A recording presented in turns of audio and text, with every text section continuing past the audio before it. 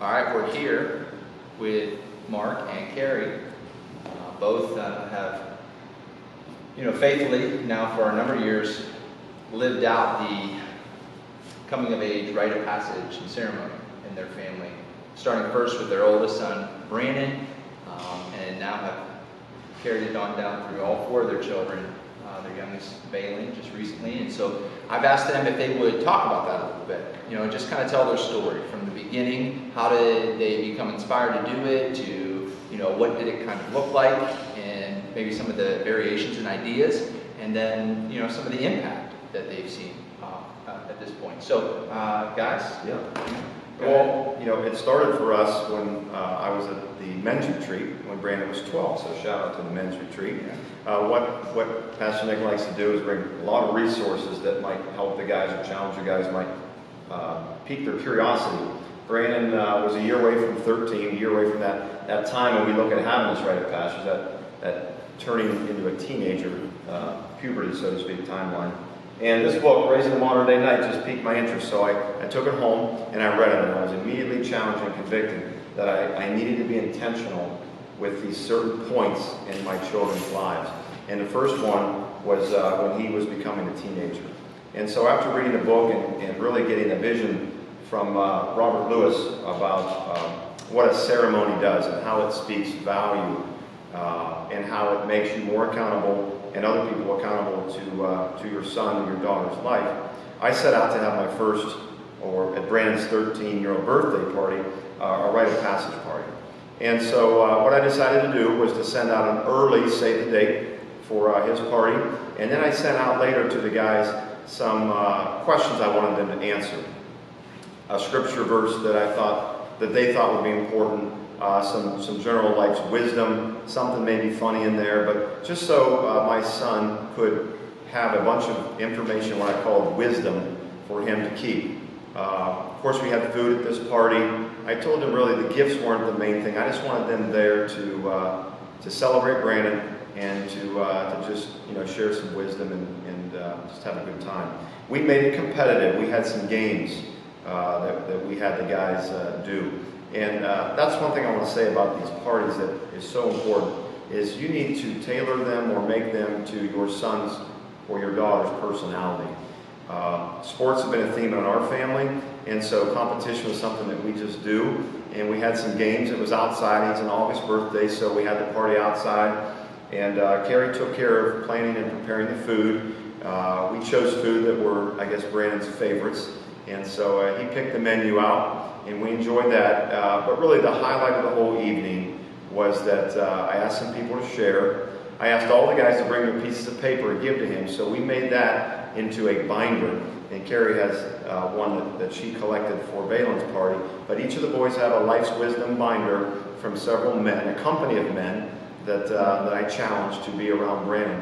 And he'll share later, just how he was impacted then and even the years to follow. But for me, I wrote a letter that I shared to him at the end, and it was great to see just the emotion that was a part of that from me, from other men. That was fun. That was cool.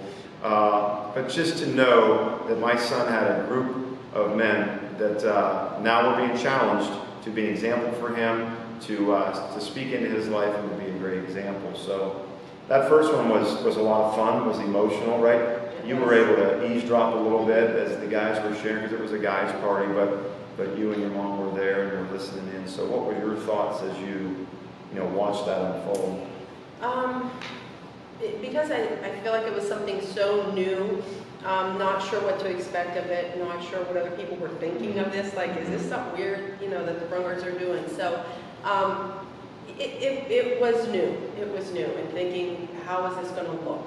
Is it something we're going to do with all the kids, or is this going to be a one and done thing? So it was interesting.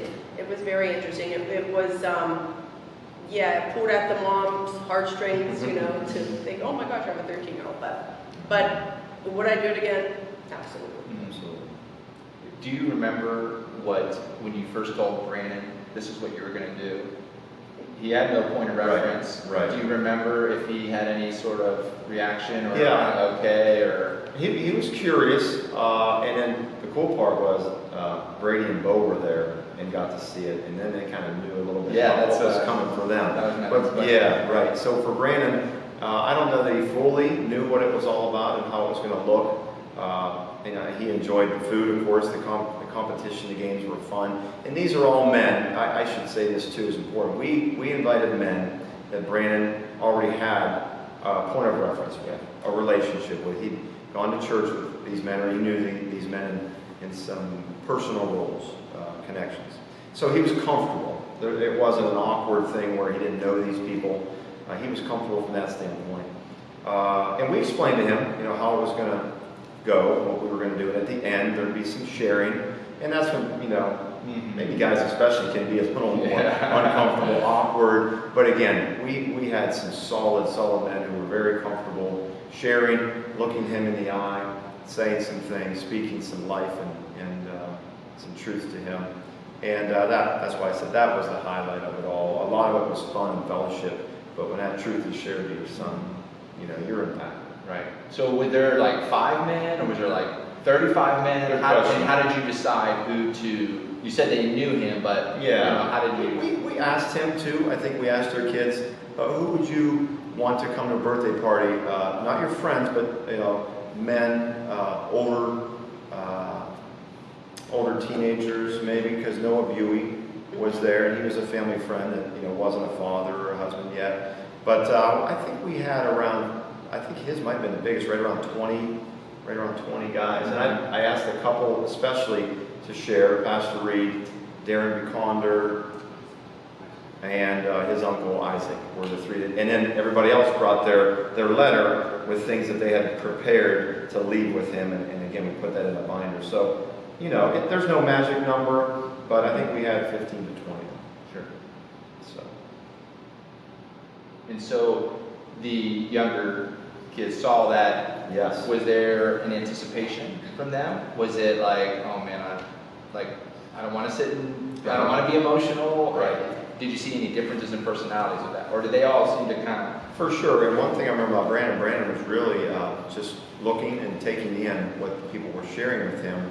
Brady's our most emotional in those situations. So, as people were sharing, he teared up. I don't think Brady or Bo were in any way not looking forward to their party. I think they kind of knew what it was going to be about, and were looking forward to picking a menu for a party, maybe picking some of the activity we were going to do, and then just receiving from other men who wanted to share with them things.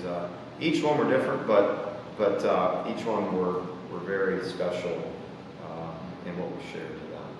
I can remember both saying, they're not all going to cry at this party, are they? So obviously he saw that in the first 2, and I wasn't obviously there for that, so I'm sure that they did, and it must have been okay with that. At the heart of this, you want a rite of passage. You want a young person to realize something's changing. They're moving into a new phase of life. It's not just a number. Now you're 13. Well, what has really changed? Or you're going to junior high school. But we want them to start mentally, emotionally changing, maturing, thinking differently. Because the world around them is, treating them a little bit differently and expecting more of them. And we want our children to be ready for that, to be equipped for that, prepared for that, so they know who they are when they go out into a world that's trying to tell them who they are. I think that's really important, is that speaking into the imparting and the blessing that you are putting into that child.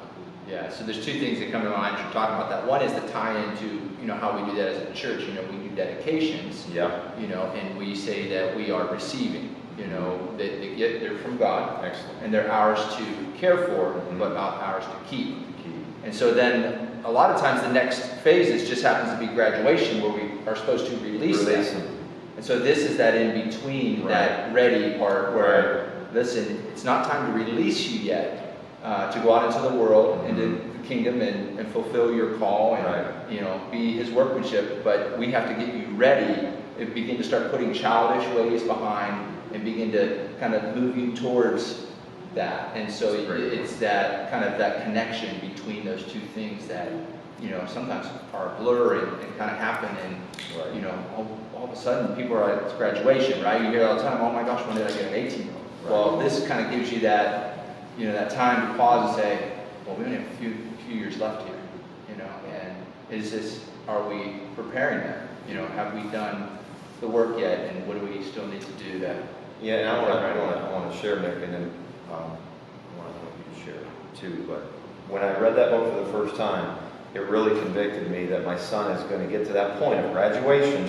What am I doing with this time I have left? And it forced me to be intentional to begin to ready him for the challenges of junior high and high school life and be prepared for college. And I wanted to say one other thing, and I'm not sure if I don't want to steal what you want to share, but there were quite a few fathers there whose children were already past that age, raised. And in our culture, in the Western culture, this isn't a normal thing. It's pretty abnormal. And I don't want to say I felt bad, but I'm just thankful that we were led to do this. And I didn't want others to feel bad who didn't do this. So however that lands on people, we're not here to make anybody feel like you blew it if you don't do this. We're really just want to challenge our parents of younger children to consider the opportunity that you have now while your kids are young to do this. Well, and I'll say this before you share. Like, what's really neat too about Robert Lewis in his book is he actually addresses that. And he gives you, listen, if this is coming to you at a point where I wish I would have, or if I could go back, there are things you can do still. And he kind of addresses it and gives you some of those, like, don't beat yourself up. Right. Listen, you can do that, but it seems to be a common response, isn't it, that people, express that. Why didn't I think of this? Or why didn't I? And that's the part of why you want to do this, is so people see this is, you can do this. This is a thing. Right, and I'm with you. I'm grateful that I not only got to see it, but I've gotten to watch it kind of play out. So I feel really like, wow, I've been watching you guys like a hawk for the last 8 years. Just like, oh man. Yeah. So, here, what were you saying? Well, and you did something at 16, and you did something at 18. Right. With the boys as well. So it wasn't just 13. It was like the monumental, ages. So you did something. I did a few other things in between. The 16-year-old birthday, they can drive. So I took them out to eat with a few other men, and we shared stories about getting that first car, the responsibilities of driving, and that was a lot of fun. And then at 18, we had a little extra special birthday. That's the year they can do a few other things in our society, right? Go vote and scratch a lottery. But anyway, preparing them for that graduation and wrote a letter for them on that birthday as well, just preparing them to be sent out. But I wanted you to talk specifically about the resource you have that you use for Balaam, which is, I think, right in correlation with a modern day night, and how your party maybe was a little different from Balaam. So when Mark did the party for the boys, always in the back of my mind was like, oh, am I going to do this for Balaam? Is it just a boy thing? And so really praying through that and found this book. It's called Raising a Modern Day Princess, which the authors, 2 women co-authored it, and they actually their husbands had read Raising a Modern Day Night and said, oh my goodness, there has to be something for girls out there. So as Nick had said, it goes along with the whole medieval night theme, and these women do the princess theme, because growing up, every girl wants to be a princess and things on that. And so they go from the perspective of raising a generation of women who see themselves as God sees them, as daughters of the king, true modern day princesses. So I never read that book, but going through this, there was just, it was wonderful. And it really made me question, how am I doing raising a daughter? Because I've only had boys, what does this look like? And so it was really good in that sense. The book gave so many different ideas. They talked about the different cultures and how they go about and how they celebrate, and how we really don't do that. In our culture, we don't. So it gave so many ideas. And I took what Mark did, and then I picked out of here, because girls are obviously different than boys. So I decided I was going to do it.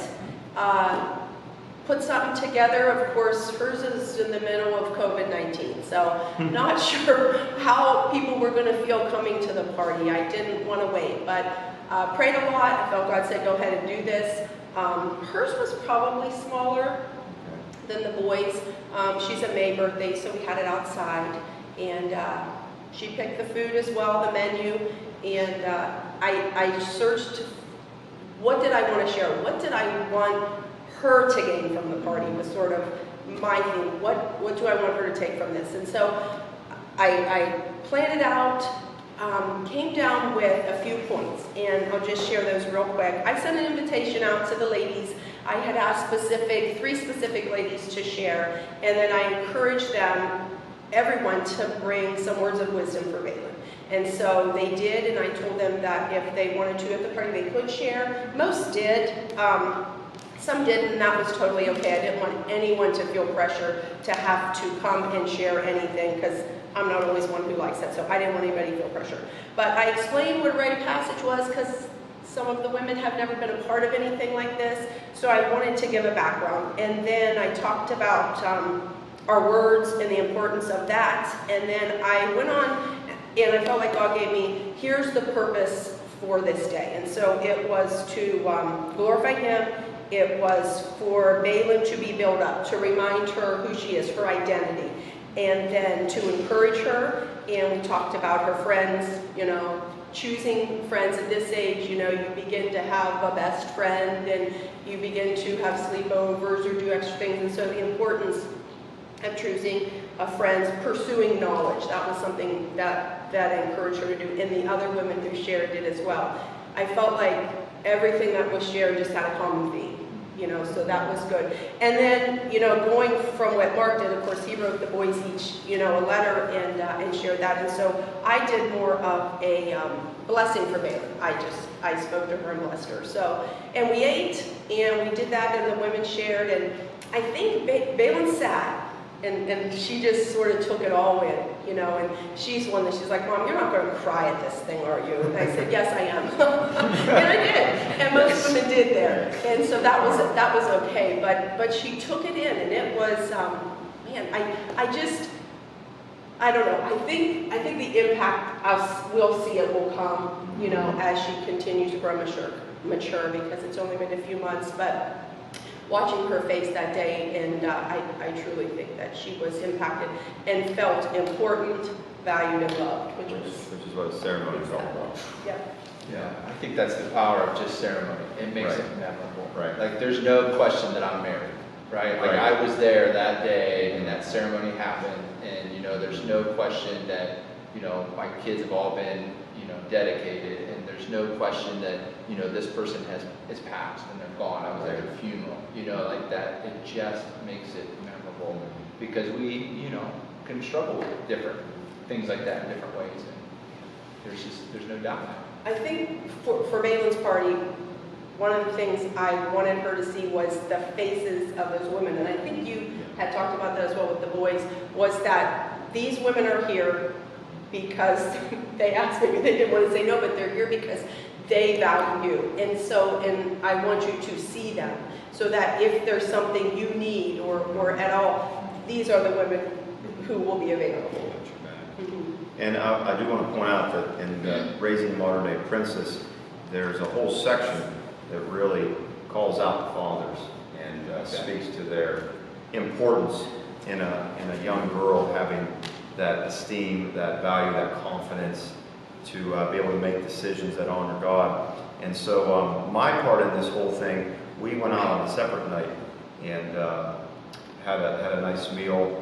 I purchased for her a promise ring, and I wrote a letter and spoke to her about her value, her worth, and that she and I were married until I give her away to that man that she's going to marry one day. So we included that, being that it's her 13th birthday, as a part of this whole celebration. So one final question I have before we bring in Brandon and Katie as participants is, so if I'm watching this and I'm a single mom or I'm a single dad, or a separated family, obviously not everyone is fortunate to be in a situation like this. What encouragement or what thoughts might you have for someone who wants to do something like this, but maybe just can't, Right. Well, I mean, obviously, the Bible says that two are better than one. So whether that other person or group of people would be, your parents or just Christian friends that you have, the power of other people in the group coming around that young lady or that young man is, it's impossible to know how much value that is. I would just say go for it. I would be intentional to do it because we all know how fast our children grow up. And, don't let an obstacle like being a single parent or having some different type of family structure get in the way of just doing it, being intentional. And just think about how God would want you to honor your son or daughter, because there's many ways to do this that don't have to be exactly what we did. Right. But it was just, I think the children know the time that is spent in preparing that speaks value to them more than anything else. The women's, the girls' version here shared a lot about, the two women had a series where they would do community. So theirs was more about mentoring girls, and it did go in, of course, to doing this with a daughter and a small group of women, but theirs was really community oriented, and so dads were a part of some of them. It wasn't just women, and some of the girls didn't have both parents, and but it was still able to be done. And then the book shares personal stories from girls and from parents, and so very impactful. To finish this, Nick, I'm sorry. I don't know what kind of party we'd have had if we didn't have such a close group of people, a church family. I mean, to your point about a single mom, dad, people that want to provide us, the power of the church has been monumental for us. I would say 3/4 or higher of the amount of people that were there from our church. So, well, I think I think the point, going back to this isn't a formula, and there isn't an exact formula. This is what you had to work with, and that everyone should you could work with what you have. And if you're a single parent, and is there an uncle, is there a father, an aunt, a grandma, some friends, a Bible study, however your community is involved, you may require a little courage, to bring something up that, especially if it's the first time, right? You come with that first time, this is even more odd because they're not like maybe the parent. So, but God's a repeater, right?